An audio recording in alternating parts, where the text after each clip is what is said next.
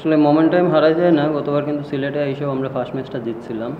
But এরকম হইতেই পারে, একদিন খারাপ হইতেই পারে, বাট আমরা আমারই কোনো খারাপ খেলিও নাই।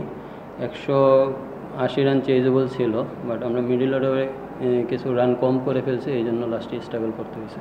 হ্যাঁ, ওইটাই তো বললাম, ওইটাই ওই যে পাওয়ার প্লেয়ার 5 নম্বর ওভারের পর থেকেই ওই জায়গায় 10-12 ওভার পর্যন্ত আমরা একটু কম রান করছি, ওই জায়গায় আমরা একটু পিছিয়ে পড়ছি।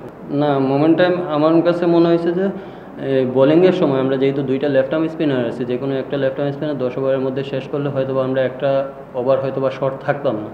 তো ওই জায়গায় আমরা দুইটা লেফট আর্ম স্পিনারে 2টা ওভার রয়ে গেছিলো আর কি, আমি মনে করি এইটা, কারণ আমরা দুইজনই মেইন বোলার ছিল। এইটা এবার শুরুতেই হয়ে গেছে, এই জন্য ভালো আমি মনে করি।